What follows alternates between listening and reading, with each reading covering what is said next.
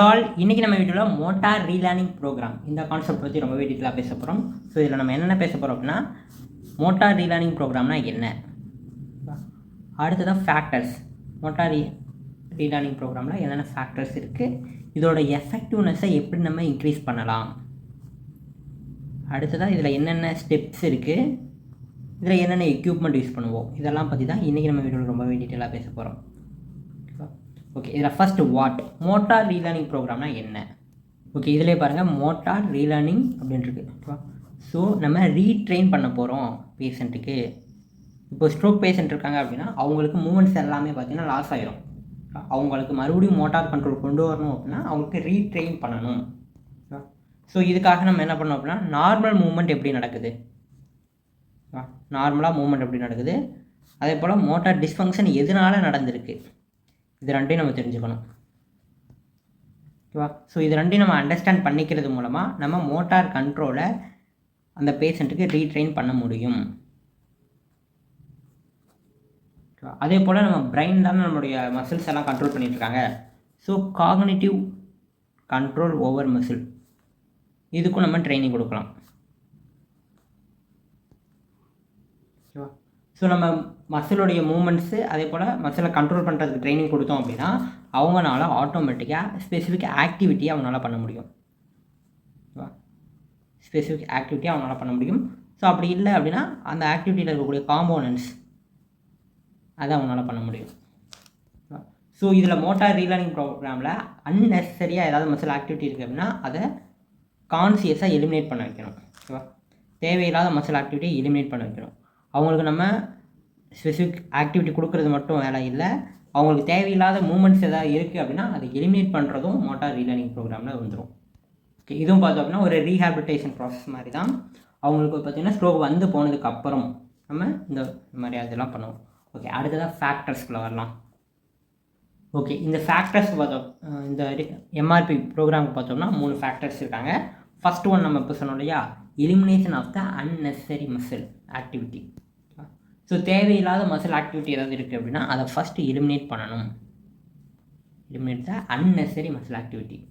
அடுத்ததாக ஃபீட்பேக் கொடுக்கணும். அவங்க ஒரு நல்ல ஒர்க் பண்ணுறாங்க, அவங்களோட ஸ்டாண்டிங் அல்லது வாக்கிங்கில் நல்லா ஒரு கான்சன்ட்ரேட் பண்ணுறாங்க அப்படின்னா அவங்களுக்கு ஃபீட்பேக் கொடுக்கணும்.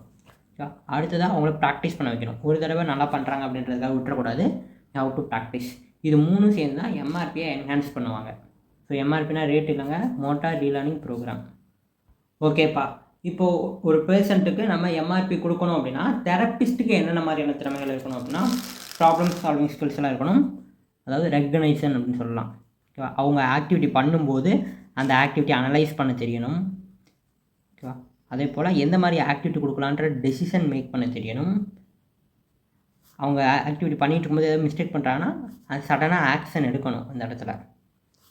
அதே போல் ஆல்ரெடி பண்ண ஆக்டிவிட்டியை மறுபடியும் பண்ணாங்க அப்படின்னா அதை மறுபடியும் எப்படி எவால்வேட் பண்ணணும் அப்படிங்கிறதுலாம் அவங்களுக்கு தெரியணும். ஸோ இந்த ஸ்கில்ஸ் எல்லாம் ஒரு தெரப்பிஸ்ட்டுக்கு இருந்தால் தான் அவங்களால எம்ஆர்பியை கொடுக்க முடியும். எம்ஆர்பினா மோட்டார் ரீலேர்னிங் ப்ரோக்ராம். இன்னும் தெளிவாக சொல்ல போனோம் அப்படின்னா, இப்போ நம்ம அடுத்த ஃபேக்டருக்கு வருவோம். ஓகேவா? எஃபெக்டிவ்னஸ்ன்னு சொன்னோம் இல்லையா. ஸோ நம்ம மோட்டார் ரீலேர்னிங் ப்ரோக்ராமோட எஃபெக்டிவ்னஸ் எப்போ அதிகமாக இருக்கும் அப்படின்னா தெரப்பிஸ்ட்டுக்கிட்ட இந்த திறமையெல்லாம் இருக்கும்போதும், அதே போல் தெரப்பிஸ்ட் வந்து மிஸ்ஸிங் காம்போனண்ட்டு. இப்போது நடக்கணும் அப்படின்னா நமக்கு நீ ஃப்ளெக்ஷன் ஒரு காம்போனண்ட்டு. ஓகேவா? ஸோ அந்த காம்போனண்ட் எந்த காம்போனண்ட் மிஸ் ஆகுது அப்படிங்கிறத கரெக்டாக கண்டுபிடிக்கிற மாதிரி ஸ்கில் இருக்கணும். ஓகேவா? ஸோ அதை கண்டுபிடிச்சிட்டோம் அப்படின்னாலே அந்த காம்போனண்ட்டை நம்ம டார்கெட் பண்ணி ஒர்க் பண்ணோன்னா ஈஸியாக அவங்க அந்த ஆக்டிவிட்டியை முடிச்சிருவாங்க. ஓகேவா? அடுத்ததாக நம்ம பேஷண்ட்டுக்கிட்ட தெளிவாக பேசணும், தெளிவாக டெமான்ஸ்ட்ரேட் பண்ணி காட்டணும். ஓகேவா? நீங்கள் பாட்டில் நீ ஃப்ளெக்ஷன் அப்படின்னா மெடிக்கல் டேர்மில் சொல்லிவிட்டு அவங்கள்ட்ட டெமான்ஸ்ட்ரேட் கூட பண்ணாமல் அதை பண்ணுங்கன்னு சொன்னால் அவங்க பண்ண மாட்டாங்க. ஓகேவா? இப்படி நீங்கள் முக்கியம் பண்ணணும். அந்த மாதிரி தெளிவாக அவங்களுக்கு புரிகிற மாதிரி டெமான்ஸ்ட்ரேட் பண்ணி காட்டி நம்ம எக்ஸ்பிளைன் பண்ணணும். பேஷண்ட் கூட கம்யூனிகேஷன் அவங்களுக்கு புரிகிற மாதிரி இருக்கணும். ஓகேவா? ஸோ அடுத்ததாக பார்த்தீங்கன்னா பேஷண்ட்டோட பெர்ஃபார்மன்ஸை மானிட்டர் பண்ணிக்கிட்டே இருக்கணும். அவங்க தப்பு பண்ணாங்க அப்படின்னாலும் ஃபீட்பேக் கொடுக்கணும், அவங்க சரியாக பண்ணுறாங்க அப்படின்னாலும் ஃபீட்பேக் கொடுத்துக்கிட்டே இருக்கணும். Verbal feedbacks. ஸோ ஒரு செஷன் முடிஞ்சு மறுபடியும் அவங்க பண்ணுறாங்க அப்படிங்கிறப்ப நம்ம ரீஎவாலுவேட் பண்ணணும். ஓகேவா? ஸோ அதுக்காக அடுத்ததாக ஃபீட்பேக்கில் பார்த்திங்க அப்படின்னா ரொம்ப நெகட்டிவாக கொடுக்கக்கூடாது. அவனால் நடக்க முடியாது தான், ஆனாலும் அவனால் நடக்கக்கூட முடியல, அந்த மாதிரியான நெகட்டிவ் ஃபீட்பேக் எதுவும் கொடுக்கக்கூடாது. முடிஞ்ச வரைக்கும் பாசிட்டிவ் ஃபீட்பேக்ஸ் கொடுக்கணும். ஸோ அதான் அந்த பேஷண்ட்டை வந்து என்கரேஜ் பண்ணி ஆக்டிவிட்டீஸ் பண்ண வைக்கும். அடுத்ததாக என்விரான்மெண்ட்டில் நம்ம கான்சன்ட்ரேட் பண்ணோம். நம்ம ஏகப்பட்ட ஃப்ரேம் ஆஃப் ரெஃபரன்ஸில் சொல்லியிருந்தோம் என்விரான்மெண்ட் இருந்தால் தான் ஆக்டிவிட்டி நல்ல ஒரு ஆப்ரேஷனல் பெர்ஃபார்மன்ஸ் இருக்கும் அப்படின்ட்டு. ஓகேவா? ஸோ மென்டல் அண்டு ஃபிசிக்கல் எபிலிட்டியை ரெக்கவர் பண்ணுறதுக்கு நல்ல ஒரு என்விரான்மெண்ட் தேவை. அந்த என்விரான்மெண்ட் இருந்தால் தான் பேஷண்ட் மோட்டிவேட் ஆகிட்டு நல்ல ஒரு மூமெண்ட்ஸ்லாம் பண்ணுவாங்க. ஓகே, ஸோ இதெல்லாம் நம்ம கரெக்டாக பண்ணோம் அப்படின்னா எஃபெக்டிவ்னஸ் ஆஃப் த எம்ஆர்பி கரெக்டாக இருக்கும். ஸோ எஃபெக்டிவ்னஸ் ஆஃப் த எம்ஆர்பியை இன்க்ரீஸ் பண்ணுறதுக்கு இதெல்லாம் நம்ம பண்ணலாம். ஓகே, அடுத்ததாக 7 எசென்சியல் ஃபங்க்ஷன்ஸ் பார்த்துட்டு நம்ம ஸ்டெப்ஸுக்கு போகலாம். ஓகே, நம்ம எம்ஆர்பியில் கான்சன்ட்ரேட் பண்ண வேண்டிய ஃபங்க்ஷன்ஸ் என்னென்ன அப்படின்னா அப்பர் லிம் ஃபங்க்ஷன். ஓகேவா? நம்மளுடைய அப்பர் லிம்பில் நடக்கக்கூடிய ஃபங்க்ஷன்ஸ்லாம் நம்ம கான்சன்ட்ரேட் பண்ணணும். அடுத்ததாக ஓரோஃபேஷியல் ஃபங்க்ஷன், நம்ம ஃபேஷியல் ரியாக்ஷன்ஸு, அதே போல் மாஸ்டிகேஷன், மெல்றதுக்கு தேவையான ஃபங்க்ஷன்ஸ், இது எல்லாத்துலேயும் நம்ம கான்சன்ட்ரேட் பண்ணணும். அடுத்ததாக சிட்டிங் அப் ஃப்ரம் சுப்பைன். சுப்பைனில் படுத்துருக்குறாங்க, அப்படியே இருக்கும்போது அவங்க சிட் ஆகணும். சுப்பைன் அப்படின்னா மல்லாக்கப்படுத்துறது எந்திரிச்சு உட்காந்தாங்க அப்படின்னா அதெல்லாம் நம்ம கான்சன்ட்ரேட் பண்ணணும். அடுத்ததாக ரொம்ப நேரம் சிட்டிங். இப்போ நான்லாம் வீடியோ போடும்போது ரொம்ப நேரம் சிட்டிங்கில் இருக்கேன். ஸோ சிட்டிங்கில் வந்து அவங்கள ஹோல்ட் பண்ண வைக்கணும். அடுத்ததாக ஸ்டாண்டிங் அப், எந்திரிக்க வைக்கணும். சிட்டிங்லேருந்து ஸ்டாண்டிங்கு, அதே போல் மறுபடியும் ஸ்டாண்டிங்லேருந்து சிட்டிங் டவுன். இந்த ரெண்டு ஃபங்க்ஷனும் essential functions of the everyday life. அடுத்ததாக ஸ்டாண்டிங், ரொம்ப நேரம் ஸ்டாண்டிங். அடுத்ததாக ரொம்ப நேரம் walking. So these are the activities essential for life. இதை எல்லாத்தையும் தான் நம்ம எம்ஆர்பியில் ப்ரமோட் பண்ண போகிறோம். இதை வந்து செக்ஷன்ஸ் ஆஃப் த எம்ஆர்பி அப்படி கூட சொல்லிக்கலாம். ஓகே, இப்போ எம்ஆர்பியில் ஸ்டெப்ஸ்ன்னு சொல்லுவீங்க இல்லையா? ஸோ என்னென்ன ஸ்டெப்ஸ் அப்படிங்கிறத டீட்டெயிலாக பார்க்கலாம். ஓகே, ஸ்டெப்ஸ் ஆஃப் எம்ஆர்பியில் ஃபஸ்ட்டு ஸ்டெப் என்ன அப்படின்னா அனலைசிஸ் ஆஃப் த ஃபங்க்ஷன். அவங்க என்ன இப்போ வந்து சிட்டிங்லேருந்து ஸ்டாண்டிங் வராங்க அப்படின்னா அந்த ஃபங்க்ஷனை அனலைஸ் பண்ணணும் கம்ப்ளீட்டாக. ஸோ அதுக்காக நம்ம அப்சர்வேஷன் பண்ணுவோம். அடுத்ததாக கம்பேரிசன் பண்ணுவோம். 2 டைம்ஸ் பண்ணுறாங்க அப்படின்னா ஃபஸ்ட் டைம் என்ன பண்ணாங்க, இப்போ என்ன பண்ணுறாங்க. அடுத்ததாக அனலைஸ் பண்ணுறோம். ஓகேவா? நார்மலாக அவங்க என்னென்ன பண்ணணும், இப்போ அவங்க என்னென்ன பண்ணிக்கிட்டு இருக்காங்க. ஓகேவா? ஸோ கம்பேரிசன் அப்படிங்கிறது அவங்களுக்குள்ளேயே கம்பேர் பண்ணுறது. அனலைசிஸ் அப்படிங்கிறது நார்மல் பர்சனுக்கும் இவங்களுக்கும் கம்பேர் பண்ணுறது. இது பண்ணணும், இதை பண்ணலை அப்படிங்கிற அனலைசிஸ். அதே போல் அப்சர்வேஷன், அவங்க என்ன பண்ணுறாங்கன்னு அப்சர்வ் பண்ணுறது. ஸோ இதெல்லாமே analysis of the function. So இதுதான் first step of the MRP. Second step என்ன அப்படின்னா ப்ராக்டிஸ் காம்போனன்ட்ஸ். இப்போது சிட்டிங்லேருந்து ஸ்டாண்டிங் எந்திரிக்கணுமா, அதுக்கு என்ன பண்ணணும், ஃபஸ்ட்டு நமக்கு லெக்கில் ஃப்ளெக்ஷன் பண்ணி ஃபோர்ஸ் கொடுக்கணும். ஸோ இது ஒரு காம்போனண்ட்டு. ஸோ அவங்களுக்கு வந்து எல்லா காம்போனண்ட்டுமே ப்ரெசென்ட்டாக இருக்கும் அப்படின்றது கிடையாது. ஒரு சில காம்போனண்ட் மிஸ் ஆகும். ஓகேவா? அந்த மிஸ் ஆன காம்போனண்ட்டை ப்ராக்டிஸ் பண்ண வைக்கணும். ப்ராக்டிஸிங் த மிஸ்ஸிங் காம்போனண்ட். அதே போல் அந்த காம்போனண்ட் பற்றி அவங்களுக்கு எக்ஸ்ப்ளனேஷன் பண்ணணும். பேஷண்ட்டுக்கு நம்மளுடைய வேர்ட்ஸ், அவங்களுக்கு புரிகிற மாதிரியான வேர்ட்ஸ் மூலமாக எக்ஸ்ப்ளனேஷன் பண்ணி அவங்களுக்கு இன்ஸ்ட்ரக்ஷன் கொடுக்கணும். இப்படி தான் பண்ணணும் அப்படின்ற மாதிரி இன்ஸ்ட்ரக்ஷன் கொடுக்கணும். அடுத்ததாக ப்ராக்டிஸ், அவங்கள பண்ண வைக்கணும். ப்ராக்டிஸ் பண்ணும்போது மேனுவல் கைடன்ஸ், அதாவது நம்ம செஞ்சு காட்டுவோம், டெமான்ஸ்ட்ரேஷன் பண்ணுறோம் இல்லையா? ஸோ டெமான்ஸ்ட்ரேஷன் பண்ணலாம். அதே போல் வெர்பலாக அவங்கள பண்ண வைக்கலாம்.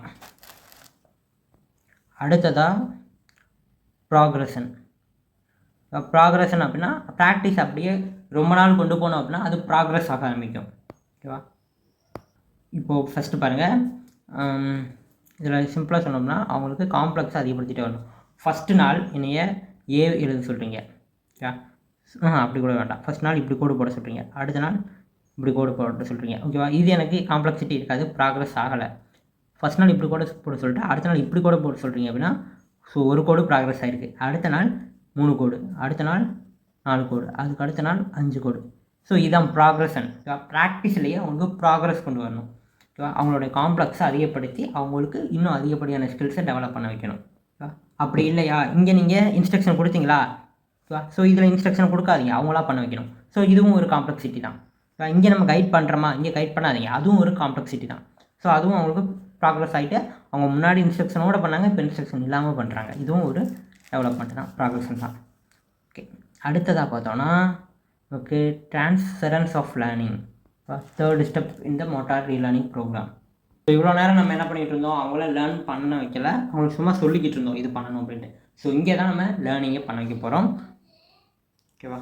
ஸோ ட்ரான்ஸ்ஃபரன்ஸ் இதில் லேர்னிங்கில் பார்த்தோம் அப்படின்னா ஃபஸ்ட்டு அவங்களுக்கு ப்ராக்டிஸ் பண்ணுறதுக்கு ஆப்பர்ச்சுனிட்டி அதிகமாக கிடைக்கணும். அப்போ தான் அவங்க லேர்ன் பண்ணுவாங்க. அடுத்ததாக கன்சிஸ்டண்ட்டாக ப்ராக்டிஸ் பண்ணணும். அவங்க ப்ராக்டிஸ் பண்ணணும்.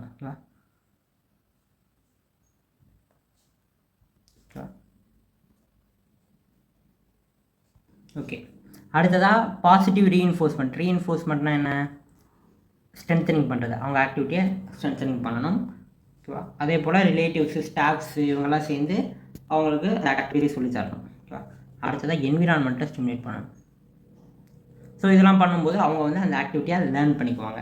இப்போ அப்பர் லிம் ஃபங்க்ஷன் லேர்ன் பண்ணுறாங்க அப்படின்னா அவங்களுக்கு வந்து அப்பர் லிம் ஆக்டிவிட்டி பண்ணுற மாதிரியான ஆப்பர்ச்சுனிட்டிஸ் தேவை. அதே போல் கன்சிஸ்டண்ட்டாக அவங்கள பண்ண வைக்கணும். அதே போல் அவங்களுக்கு ஆக்டிவிட்டி கொடுக்கணும். ஓகேவா? அதே போல் அந்த மாதிரி என்விரான்மெண்ட், பேரண்ட்ஸும் சப்போர்ட் பண்ணணும், டீச்சர் சப்போர்ட் பண்ணணும், என்விரான்மெண்ட் இதெல்லாம் இருந்தால் தான் அவங்க லேர்ன் பண்ணிக்க முடியும். ஓகே, இப்போ நம்ம ஒரு சில எசென்ஷியல் ஃபங்க்ஷன்ஸ் பார்த்தோம் இல்லையா? ஸோ இந்த எசென்ஷியல் ஃபங்க்ஷன்ஸுக்கு எசென்ஷியல் காம்போனன்ட்னு ஒன்று இருக்குது. ஸோ இந்த காம்போனன்ட்ஸ்லாம் இருந்தால் தான் இந்த ஃபங்க்ஷன் நடக்கும் அப்படிங்கிற மாதிரிலாம் இருக்குது. எக்ஸாம்பிளுக்கு அப்பர் லிம் ஃபங்க்ஷன் பார்ப்போம். அப்பர் லிம் ஃபங்க்ஷனுக்கு என்னென்ன காம்போனன்ட்ஸ் தேவை அப்படின்னா ரீச்சிங் ஷோல்டர் இன் அப்டக்ஷன். ஓகேவா? ஸோ அப்டக்ஷனில் ஷோல்டர் வைக்கணும், flexion, extension, elbow flexion, elbow extension. So இதெல்லாம் அப்பர் லிம் ஃபங்க்ஷனில் எசென்ஷியல் காம்போனன்ட்டு. அதே போல் ஹேண்டில் பார்த்தோன்னா கிராஸ்பு, ரிலீஸு இந்த மாதிரியான விஷயங்கள்லாம். ஓகே, அடுத்ததாக ஓரோஃபேஷியலில் பார்த்தோன்னா swallowing, facial expression, ventilation, speech. ஓகேவா? ஸோ இதெல்லாம் ஓரோஃபேஷியல் ஃபங்க்ஷனில் இம்பார்ட்டண்ட்டான ஆக்டிவிட்டீஸ். ஸோ நம்ம அனலைஸ் பண்ணும்போது அவங்களோட மூமெண்ட் ஆஃப் லிப்ஸ் எப்படி இருக்குது, ஜா எப்படி இருக்குது, டங்க் எப்படி இருக்குது, எப்படி ஈட் பண்ணுறாங்க, ட்ரூலிங் இருக்கா இல்லையா, இந்த மாதிரி அவங்களுக்கு ஒவ்வொரு காம்போனன்ட், ஒவ்வொரு ஃபங்க்ஷன் இருக்கு இல்லையா? ஸோ ஒவ்வொரு ஃபங்க்ஷன்லையும் இருக்கக்கூடிய சின்ன சின்ன காம்போனன்ட்ஸ் எல்லாத்தையும் நம்ம பிரித்து பார்த்து மோட்டார் லேர்னிங் பண்ண வைக்கணும். ஸோ அடுத்ததாக சிட்டிங் அப் ஃப்ரம் சுப்பைன் அப்படின்னா என்னது? நமக்கு ஃப்ளெக்ஷன் ஆஃப் த நெக் இருக்கணும். அதே போல் ஷோல்டர் வந்து ப்ரொட்ராக்ட் ஆகணும். அதே போல் சைட் ரொட்டேஷன், நம்ம சைட் ரொட்டேஷன்லாம் பண்ண முடியும். இதெல்லாம் இருந்தால் தான் அவங்களால சுப்பைன்லேருந்து சிட் பண்ண முடியும். அதே போல் நமக்கு சிட்டிங்க்கு பார்த்தோன்னா பாடி அலைன்மெண்ட் ரொம்ப ரொம்ப இம்பார்ட்டண்ட்டான ஒரு component. Standing up and sitting down, இதுக்கும் பார்த்தோன்னா ஃபுட் பிளேஸ்மெண்ட்டு, ட்ரங்க் ஃபார்வர்டாக போகிறது, ஹிப் ஃப்ளெக்ஷன். ஓகேவா? எக்ஸ்டென்ஷன் ஆஃப் த நெக்கை வந்து எக்ஸ்டென்ஷன் பண்ணணும், ஸ்பைனை எக்ஸ்டென்ஷன் பண்ணணும். இதெல்லாம் பார்த்திங்க அப்படின்னா ஸ்டாண்டப்புக்கும் சிட் டவுனுக்கும் ஹெல்ப் பண்ணக்கூடிய காம்போனன்ட்ஸு.